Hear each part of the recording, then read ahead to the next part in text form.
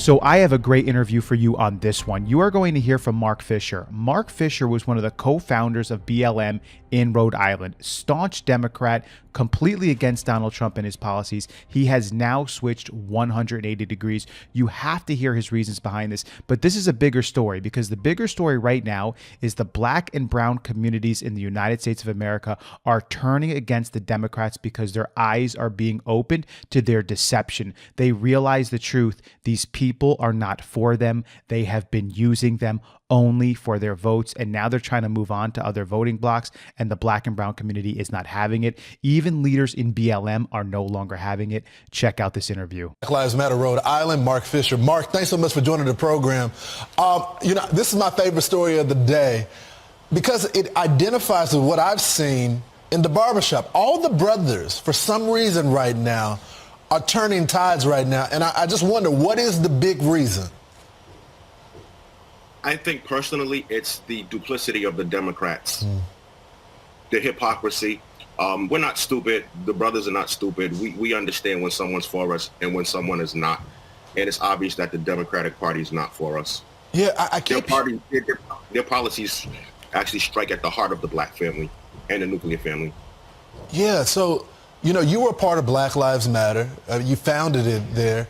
And now you're saying, you're not saying the entire Republican Party, you're saying Donald Trump. So what is it about Donald Trump? Is it the economics? You noted the black family. What is it going to take for him to shore up this support amongst black voters? Well, I just think that it's going to take information. A lot of people are misinformed. They don't really understand because they don't educate themselves on Donald Trump as a person and his history. But if they do that, and it's going to take, leaders, educated leaders, getting the word out there, I think that it'll happen on its own, and it'll be organic because personally, I love the man. I mean, how could you not like if a real man? How could you not relate to someone like that? Yeah, he watches every morning, so I'm sure he's cheering as you're saying this. We looked at some of the polls for Trump over Biden in the battleground states.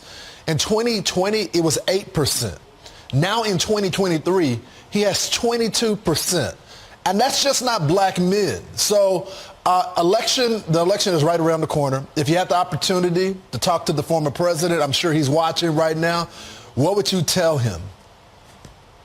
Call me on my cell phone, man. I'll stop for Trump. Mark, I'm fascinated by you. Why did you end up leaving Black Lives Matter? Or are you still affiliated with it? No. I'm still affiliated with it all day. Because the thing about it is my message that I preach and that I tout is unity. It's a message of unity. It's unity driven. I want to bring together all the marginalized groups from the margins and bring them to the center because we're stronger together as a one nation indivisible under God. We are seeing some important moves right now where individuals are starting to realize the truth. And this gentleman said it, Mark Fisher, he said, the Democrats are duplicitous. They're hypocrites, and their policies have been going at the heart of the nuclear family, the heart of the black family, and this is a fact. For decades now, Democrat policies in inner cities have been destroying the black community, and they've been destroying the black families, splitting them up, separating them, and keeping them on the government dime under the welfare state, exactly where they want them, stuck in the same place, in the same areas, in the same cities, with no way to get out, compliant and complicit with the Democrats, constantly voting for them. And I truly believe we're seeing it. A lot of the individuals in the black community are starting to realize the truth. The Democrats are not for them. And this guy, Mark Fisher, he's still with BLM. He's still with Black Lives Matter. It does, in fact, seem like he has genuine care to see unity in the black community, to see unity in the United States of America. Donald Trump is here for the American people, for the citizens, and for the citizens of the United States of America. Democrats are here for votes and for power. And when they see votes somewhere, whether it's illegal immigrants, 2.45 million of them in under Joe Biden's presidency, his administration, they're looking for that voting block. They're going to give money to that voting block. I think the numbers are in from the last fiscal year, something like $450 billion of U.S. money has gone to housing and taking care of this illegal immigrant crisis. That is insane. We're talking almost $500 billion in just the last fiscal year. And I love to see individuals like Mark Fisher, BLM, because it's really hard. Isn't it hard when you're on one side of things and you sort of have to suck things up and go, you know what? This is not right.